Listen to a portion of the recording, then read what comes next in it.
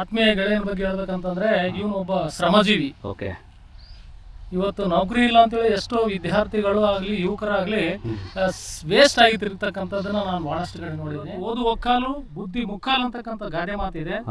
So ಎಲ್ಲಾ ವಿದ್ಯೆಗಿಂತ ಮೇಟಿ ವಿದ್ಯೆ ಮೇಲು ಅಂತಕ್ಕಂಥದ್ದು ನಾನು ಇವತ್ತು ಸಾಬೀತುಪಡಿಸ್ತಾ ಇದ್ದೇನೆ ನನ್ನ ಆತ್ಮೀಯ ಬಸನಗೌಡ. ಅಷ್ಟೇ ಅಲ್ಲ, ಇವತ್ತು ನಾನು ಸರ್ಕಾರಿ ನೌಕರನಾಗಿ ಏನ್ ಸಂಬಳ ತೆಗಿತೀನಿ ಅದಕ್ಕೆ 3 ಪಟ್ಟದಷ್ಟು ಸಂಬಳವನ್ನು ನನ್ನ ಆತ್ಮೀಯ ಗೆಳೆಯ ಬಸನಗೌಡ ತೆಗಿತಕ್ಕಂಥದ್ದು ನನಗೆ ಬಹಳ ಆತ್ಮ ಖುಷಿಯಾಗಿ ನಾನು ಈ ಸಂದರ್ಭದಲ್ಲಿ ಹೇಳಲು ಬಸನಗೌಡ ಅದ್ಭುತವಾದಂತ ಒಂದು ಕೆಲಸ ಮಾಡಿ ಯುವಕರಿಗೆ ಮಾದರಿಯಾಗಿ ಅಂತಕ್ಕಂಥ ಹೇಳಿದ್ರೆ ತಪ್ಪಾಗ್ಲಿಕ್ಕಲ್ಲ ಅಂತಕ್ಕಂಥ ಈ ಸಂದರ್ಭದಲ್ಲಿ ಹೇಳಕ್ಕೆ ಆತ್ಮಸ್ಥೈರ್ಯವನ್ನು ಕಳ್ಕೊಂಡಿರ್ತಾರಲ್ಲ, ಎಷ್ಟೋ ಓದಿ ನನಗೆ ಕೆಲಸ ಸಿಕ್ಕಿಲ್ಲ, ನಾನು ಏನ್ ಮಾಡ್ಬೇಕಂತಕ್ಕಂಥದ್ದನ್ನ ಆಲೋಚನೆ ಮಾಡಿದಾಗ ಒಂದು ಸಲ ನನ್ನ ಆತ್ಮೀಯ ಗೆಳೆಯನ ತೋಟಕ್ಕೆ ಭೇಟಿ ಕೊಟ್ಟಾಗ ಅವನು ಹೇಳಿರ್ತಕ್ಕಂಥ ಅದ್ಭುತವಾದಂತ ವಿಚಾರಗಳನ್ನ ಒಂದು ಸಲ ಅವ್ರ ಮನಸ್ಸಿನಲ್ಲಿ ತಗೊಂಡಾಗ ಇಲ್ಲಿ ಸೋಮಾರಿತನ ಒಡೆ ಹೋಗುತ್ತದೆ, ನಿರುದ್ಯೋಗ ಅಂತಕ್ಕಂಥ ಸಮಸ್ಯೆನೇ ಬರೋದಿಲ್ಲ. ದೀಪಾವಳಿಗೆ ಸುಮಾರು ಇದಿಷ್ಟೇ ಒಂದು 12 ಕ್ವಿಂಟಲ್ ಹೂವು ಬೆಳೆದೆ.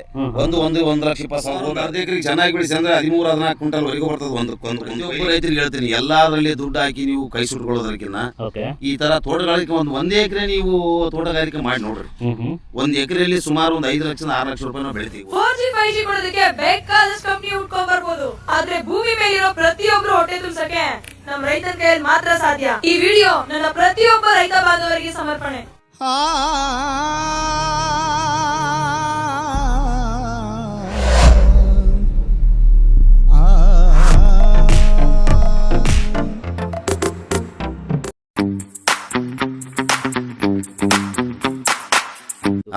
ಆಮೇಲೆ ಸರ್, ಇವಾಗ ಚೆಂಡುವಿನ ಕೃಷಿ ಮಾಡಲು ಆಸಕ್ತಿ ಇರುವಂತ ಹೊಸ ರೈತರುಗಳಿಗೆ ನಿಮ್ಮ ಸಲಹೆ ಏನು ಸರ್? ನಾನು ಹೇಳ್ತೇನೆ ಸರ್, ಮಾಡಿ ಅಂತ ಹೇಳ್ತೇನೆ. ನೀವು ಜಾಸ್ತಿ ಮಾಡಬೇಡಿ.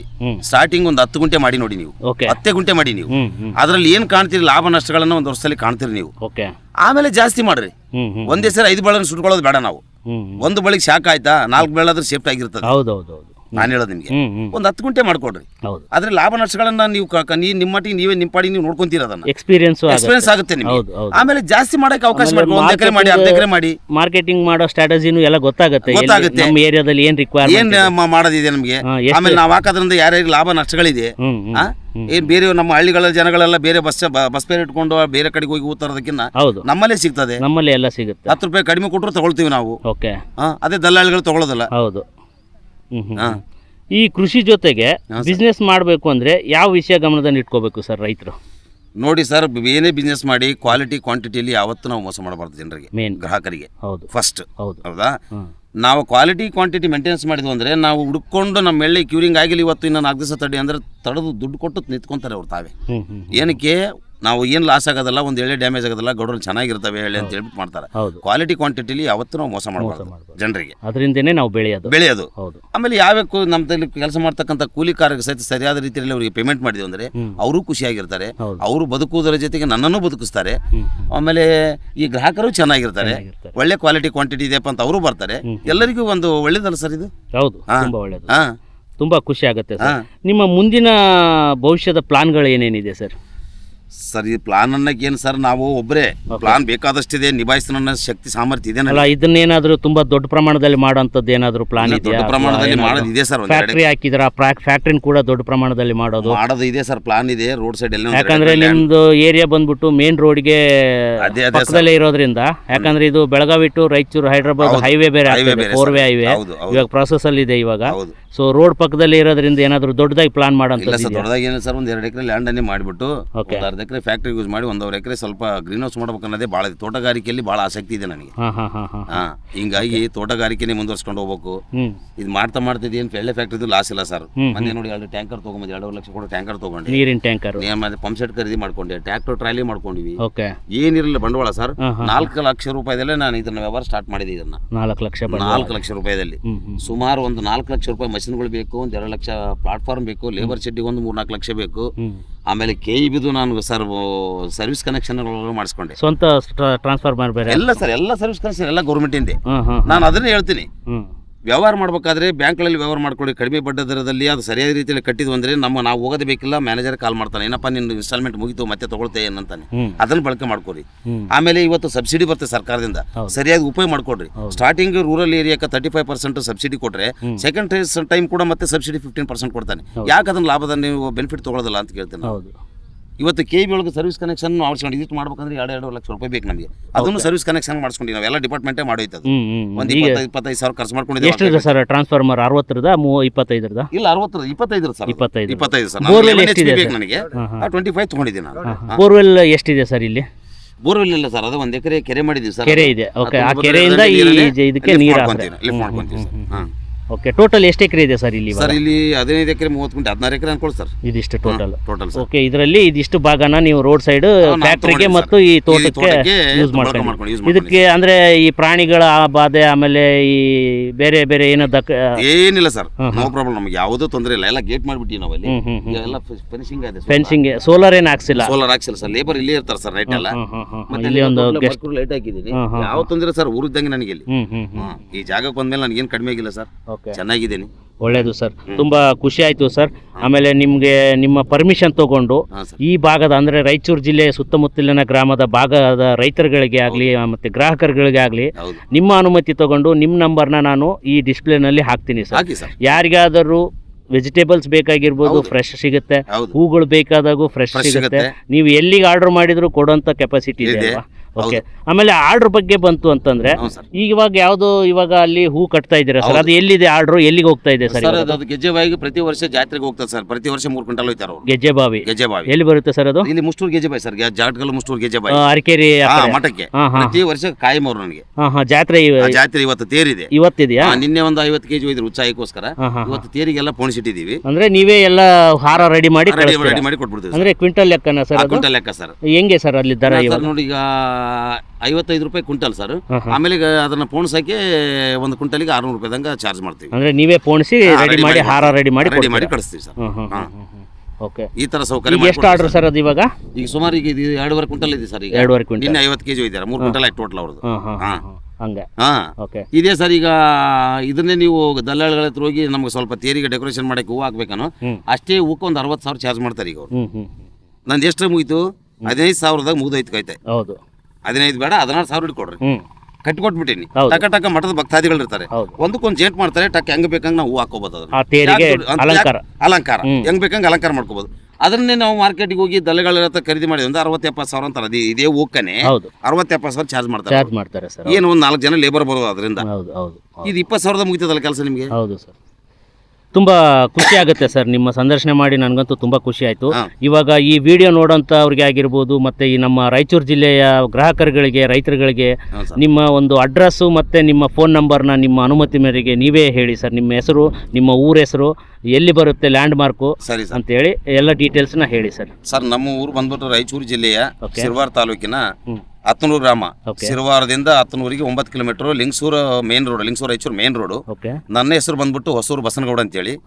ನನ್ನ ಮೊಬೈಲ್ ನಂಬರ್ 9535013329. ಇದಕ್ಕೆ ಈ ನಂಬರ್ಗೆ ಸಂಪರ್ಕ ಮಾಡಿದರೆ ತಮಗೆ ಸಿಮೆಂಟ್, CC ಬ್ರಿಕ್ಸ್ ಆಗಿರ್ಬೋದು, ತರಕಾರಿಗಳಾಗಿರ್ಬೋದು, ಹೂಗಳಾಗಿರ್ಬೋದು ಸಮಯಕ್ಕೆ ಸರಿಯಾಗಿ ನಾನು ಮುಟ್ಟಿಸ್ತೇನೆ ಅಂತ ಭರವಸೆ ಕೊಡ್ತೇನೆ. ವೀಕ್ಷಕರೇ, ಈಗ ನಾವು ಈ ತೋಟದಲ್ಲಿ ಏನು ವಿಡಿಯೋ ಮಾಡ್ತಾ ಇದ್ವಿ, ಆ ಸಮಯದಲ್ಲಿ ಅವರ ಒಬ್ಬ ಕ್ಲಾಸ್ಮೇಟು, ಅವರ ಫ್ರೆಂಡ್ ಒಬ್ಬರು ಕೂಡ ವೀಕ್ಷಣೆಗಂತ ಬಂದರು.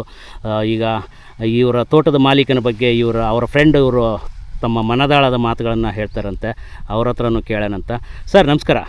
ನಮಸ್ಕಾರ ಸರ್, ತಮ್ಮ ಹೆಸರು? ನನ್ನ ಹೆಸರು ರಜಬಲಿ ಅಂತೇಳಿ. ನಾನು 1ನೇ ಕ್ಲಾಸ್ಲಿಂದ ನಾನು ಬಸನಗೌಡ, ನಾನು 1ನೇ ಕ್ಲಾಸ್ಮೇಟು. ನಾನು ಶಿಕ್ಷಕನಾಗಿ ಕಾರ್ಯನಿರ್ವಹಿಸ್ತಿದ್ದೇನೆ. ಸೂಪರ್ ಅಲ್ಲ ಸರ್. ಸೊ ಆತ್ಮೀಯ ಗೆಳೆಯನ ಬಗ್ಗೆ ಹೇಳ್ಬೇಕಂತಂದರೆ, ಇವನು ಒಬ್ಬ ಶ್ರಮಜೀವಿ. ಓಕೆ, ಇವತ್ತು ನೌಕರಿ ಇಲ್ಲ ಅಂತೇಳಿ ಎಷ್ಟೋ ವಿದ್ಯಾರ್ಥಿಗಳು ಆಗಲಿ ಯುವಕರಾಗಲಿ ವೇಸ್ಟ್ ಆಗಿ ತಿರುಗ್ತಕ್ಕಂಥದ್ದನ್ನು ನಾನು ಭಾಳಷ್ಟು ಕಡೆ ನೋಡಿದ್ದೀನಿ. ಬಟ್ ನನ್ನ ಆತ್ಮೀಯ ಗೆಳೆಯ ಕೃಷಿಯ ಜೊತೆಯಲ್ಲಿ ಕೈಗಾರಿಕೆಯನ್ನು ಅಭಿವೃದ್ಧಿಪಡಿಸಿ ತನಗೆ ಕೆಲಸ ಇಲ್ಲದ್ರೆ ತನ್ನ ಜೊತೆಗೆ ಸುಮಾರು ಒಂದು 4ರಿಂದ 10 ಜನಕ್ಕೆ ಕೆಲಸ ಕೊಡ್ತಕ್ಕಂಥ ಇವತ್ತು ಈ ಕೆಲಸ, ತೋಟ ಕೆಲಸ ಮಾಡ್ತಾ ಇರ್ತಕ್ಕಂಥ ನನಗೆ ಭಾಳ ಸಂತೋಷದ ವಿಷಯ. ಸೊ ಇವತ್ತು ಯುವಕರು ಖಾಲಿನಿ ಅಂತಕ್ಕಂಥದ್ದು ಸುಮಾರು 10 ಎಕರೆ 20 ಎಕರೆ ಹೊಲ ಇದ್ರೂ ಬೇರೆ ಕಡೆ ಸಿಟಿಗೆ ಹೋಗಿ ದುಡಿತಾರ. ಇವತ್ತು ಓದು ಒಕ್ಕಾಲು ಬುದ್ಧಿ ಮುಕ್ಕಾಲು ಅಂತಕ್ಕಂಥ ಗಾದೆ ಮಾತಿದೆ. ಸೊ ಎಲ್ಲ ವಿದ್ಯೆಕ್ಕಿಂತ ಮೇಟಿ ವಿದ್ಯೆ ಮೇಲು ಅಂತಕ್ಕಂಥದ್ದು ನಾವು ಇವತ್ತು ಸಾಬೀತುಪಡಿಸ್ತಾ ಇದ್ದಾನೆ ನನ್ನ ಆತ್ಮೀಯ Basanagouda. Thank you. So Basanagouda ಕೇವಲ ತನ್ನ ಒಂದು ಇನ್ಕಮ್ ಡೆವಲಪ್ ಮಾಡದೆ ತನ್ನ ಜೊತೆಗಿರ್ತಕ್ಕಂಥ ಎಲ್ಲ ಲೇಬರ್ಸ್ನ ತಗೊಂಡು ಭಾಳ ಆತ್ಮೀಯತೆಯಿಂದ ಪ್ರೀತಿಯಿಂದ ಅವ್ರ ಜೊತೆಗೆ ಕೆಲಸ ಮಾಡಿ ಅವರಿಗೆ ಕೆಲಸವನ್ನು ಕೊಟ್ಟು ಇವತ್ತು ನಾವು ದುಡಿದ್ರೆ ಕೈ ಕೆಸರಾದರೆ ಬಾಯಿ ಮೊಸರು ಅಂತಕ್ಕಂಥ ಗಾದೆಗೆ ಭಾಳ ಸೂಕ್ತವಾಗಿರ್ತಕ್ಕಂಥ ಅರ್ಥ ಕೊಟ್ಟಿರ್ತಕ್ಕಂಥದ್ದು ನನ್ನ ಆತ್ಮೀಯ ಗಳಿಗೆ ನನಗೆ ಭಾಳ ಸಂತೋಷ ಆಗ್ತಾಯಿದೆ. ಆದ್ಮೇಲೆ ನಾವು ಅನ್ಕೊಂತೀವಿ ನಾವು ಬಾಂಬೆಗೆ ಹೋಗ್ಬೋದು, ಬೆಂಗಳೂರಿಗೆ ಹೋಗ್ಬೋದು, ಪೂನಾಕ್ಕೆ ಹೋಗ್ಬೋದು, ಅಲ್ಲಿ ದುಡಿಬೋದು ಅಂತಕ್ಕಂಥದ್ದನ್ನು ನಮ್ಮಲ್ಲಿರ್ತಕ್ಕಂಥ ಭೂಮಿಯನ್ನು ನಾವು ಆ ಭೂಮಿಯನ್ನು ಎಷ್ಟೊಂದು ವಿಶೇಷವಾಗಿ ಇಲ್ಲಿ ನೋಡ್ರಿ, ಇಲ್ಲಿ ಹೂವು ಬೆಳೆಸಿದ್ದಾನೆ, ಆ ಕಡೆ ತರಕಾರಿ ಬೆಳೆಸಿದ್ದಾನೆ, ಜೊತೆಯಲ್ಲಿ ಇಲ್ಲಿ ಕಾರ್ಖಾನೆ ಇಟ್ಟಂಗೆಳೆ ಆಗ್ತಕ್ಕಂಥ ಒಂದು ವ್ಯವಸ್ಥೆ ಅವನು ಮಾಡ್ತಾ ಇದ್ದಾನಲ್ಲ ಅಂದರೆ ಸೊ ಅದನ್ನು ಒಂದು ಮಾದರಿ ಅಂತಕ್ಕಂಥದ್ದು ನಾನು ಈ ಸಂದರ್ಭಗಳಲ್ಲಿ ಇಷ್ಟಪಡ್ತಾ ಇದ್ದೇನೆ. ಅಷ್ಟೇ ಅಲ್ಲ, ಇವತ್ತು ನಾನು ಸರ್ಕಾರಿ ನೌಕರನಾಗಿ ಏನು ಸಂಬಳ ತೆಗಿತೀನಿ ಅದಕ್ಕೆ 3 ಪಟ್ಟು ಸಂಬಳ ಅವನು ನನ್ನ ಆತ್ಮೀಯ ಗೆಳೆಯ ಬಸನಗೌಡ ತೆಗಿತಕ್ಕಂಥದ್ದು ನನಗೆ ಭಾಳ ಅಗ್ದಿ ಆತ್ಮ ಖುಷಿಯಾಗಿ ನಾನು ಈ ಸಂದರ್ಭದಲ್ಲಿ ಹೇಳಲು ಬಯಸ್ತಾ ಇದ್ದೇನೆ. ಜೊತೆಯಲ್ಲಿ ಇವತ್ತು ಮನುಷ್ಯನಿಗೆ ಪೀಸ್ ಬೇಕಲ್ಲ, ಹೌದು, ಶಾಂತಿ ಬೇಕಲ್ಲ. ಇವತ್ತು ಏನ್ ಮಾಡ್ತಾರೆ, ಎಲ್ಲಾ ಕಾರ್ಖಾನೆಗಳಲ್ಲಾಗಿರ್ಬೋದು, ITBTಗಳಲ್ಲಾಗಿರ್ಬೋದು, ಅಥವಾ ಯಾವುದೇ ಒಂದು ಸರ್ಕಾರಿ ಕೆಲಸ ಆಗಿರ್ಬೋದು, ಒತ್ತಡದಲ್ಲಿ ಕೆಲಸ ಮಾಡ್ತಕ್ಕಂಥ ವ್ಯವಸ್ಥೆ ಇವತ್ತಿದೆ 21ನೇ ಶತಮಾನದಲ್ಲಿ. ಹೌದು ಸರ್. ಆದ್ರೆ ನಾವು ಸ್ವಲ್ಪ ಹಿಂದಿನ ದಿನಗಳು ಹೋದಾಗ ಈ ಒಕ್ಕಲ್ತನ ಅಂತಕ್ಕಂಥದ್ದು ಎಷ್ಟು ಶ್ರೇಷ್ಠ ಅಂತಕ್ಕಂಥದ್ದು ಇವತ್ತಿನ ಒಂದು ಹೊಸ ಪೀಳಿಗೆಗೆ ಇದನ್ನು ನಾವು ಪರಿಚಯ ಮಾಡ್ತಕ್ಕಂಥ ಒಂದು ವ್ಯವಸ್ಥೆ ಇವತ್ತು ಬಂದಿದೆ ಅಂತಕ್ಕಂಥದ್ದು ತಪ್ಪಾಗ್ಲಿಕ್ಕಿಲ್ಲ. ಅಂಥ ವ್ಯವಸ್ಥೆಯಲ್ಲಿ ಇವತ್ತು ಬಸನಗೌಡ ಅದ್ಭುತವಾದಂಥ ಒಂದು ಕೆಲಸ ಮಾಡಿ ಯುವಕರಿಗೆ ಮಾದರಿಯಾಗ್ಯಾನ ಅಂತಕ್ಕಂಥದ್ದು ಹೇಳಿದ್ರೆ ತಪ್ಪಾಗ್ಲಿಕ್ಕಿಲ್ಲ ಅಂತಕ್ಕಂಥ ಈ ಸಂದರ್ಭದಲ್ಲಿ ಹೇಳಕ್ಕೆ ಇಷ್ಟಪಡ್ತಾ ಇದ್ದೇನೆ. ಹೌದು ಸರ್. ಆದ್ಮೇಲೆ ಇವತ್ತು ಒಕ್ಕಲ್ತನ ಅಂದ್ರೆ ಎಷ್ಟೋ ಜನ ಏನಾಗಿದೆ, ಅದರಲ್ಲಿ ಏನು ಬೆಳಿತೀವಪ್ಪ ಅಂತಕ್ಕಂಥದ್ದು, ಇವತ್ತು ಬಂಗಾರದಂಥ ಸ್ವಲ್ಪ ಭೂಮಿಯಲ್ಲಿ ಅವನು ಅಗ್ರಿಕಲ್ಚರ್ ಕಲ್ಟಿವೇಶನ್ ಮಾಡ್ತಕ್ಕಂಥದ್ದು ಬಹಳ ವಿಶೇಷತೆ. ಇವತ್ತು ನೋಡ್ರಿ, ಈ ಪರಿಸರದಲ್ಲಿ ನಿಂತಾಗ ಎಷ್ಟೊಂದು ಖುಷಿ ಕೊಡುತ್ತೆ. ಈ ಖುಷಿ ದುಡ್ಡು ಕೊಟ್ಟರೆ ಸಿಗಲ್ಲ. ಸೊ ಈ ಖುಷಿಯ ಜೊತೆಗೆ ಅವನು ಇನ್ಕಮ್ ಡೆವಲಪ್ ಮಾಡ್ತಾನಲ್ಲ, ಇಟ್ ಈಸ್ ಗ್ರೇಟ್.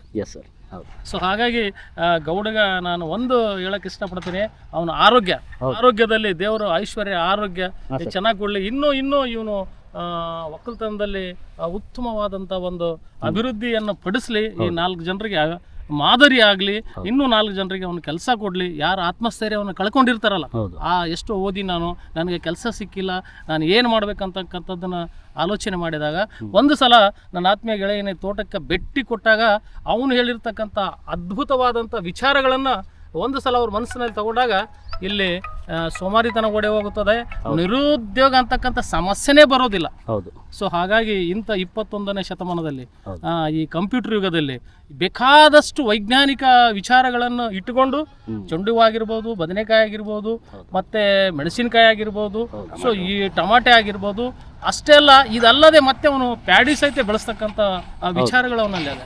ಸೊ ನಿಜಕ್ಕೂ ನಾನು ಹೇಳ್ತೇನೆ, 24 ತಾಸು ಅವನು ಬ್ಯುಸಿ ಇರ್ತಾನ ವಿತ್ ಎಂಗೇಜ್ ಲೈಫ್ ಅವನು.